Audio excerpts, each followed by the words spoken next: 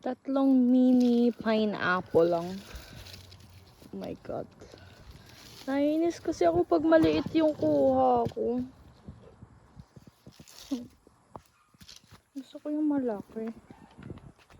Ano ba yan? Ano malaki?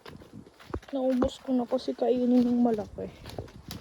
Ito na lang kainin ko. Yun, masarap to. Hindi yata to galing sa taas. Hindi ko alam kung alam niyo to.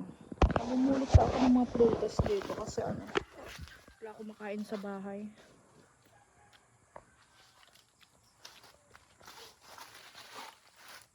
Wala akong makain.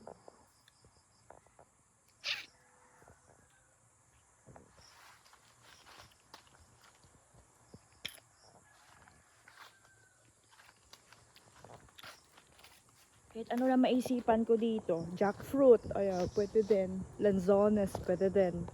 Buko, ayoko. Marang, or yan, marang. Minsan gusto ko kumain, minsan, mabaho. Mabaho yan, amoy putok. Nawala na. Pero ang gusto ko talaga mag juice ng pineapple. Pineapple juice is good. Masarap siya.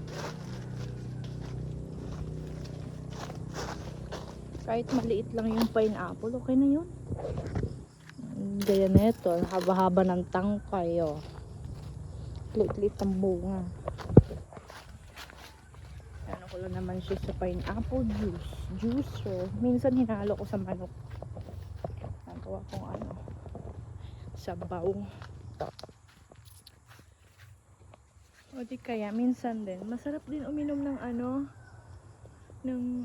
coconut juice, yung from coconut sap, yung parang tawag niyan, may yan coconut wine. Ay, putotoy.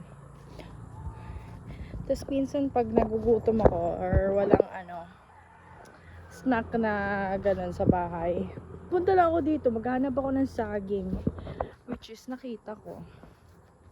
Pero hindi pa pwede ito kainin, day. Ang liit. Hindi pa yun pwede kainin. Hindi ko alam kanino tanim to. Kay Papa ba to? Parang hindi yata. Hindi ko alam. Hanggang tayo nakitang buko. Ay, pwede yun. Hindi pangit. Nakakaloko. Hey. Malabo yung isang camera ko, yung isa lang yung malinaw. Malinaw as in. Masarap kumain ng rambutan. Hinahanap ko talaga yung animal yan.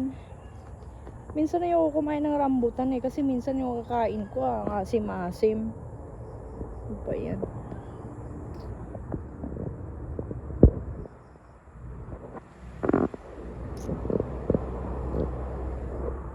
Laki siguro ng bungo ko. Oo.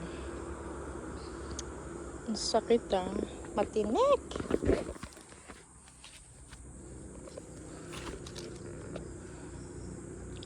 Pangit-pangit lang shampoo nyo, B. Ano ba yan? Parang hindi ko na type. Lagi ko na lang naamoy. Unang shampoo niya mabango. Ngayon ang pangit na. Ewan. Yan. Pangit ng camera ko na isa. Kakaewan. Ay! Bye-bye.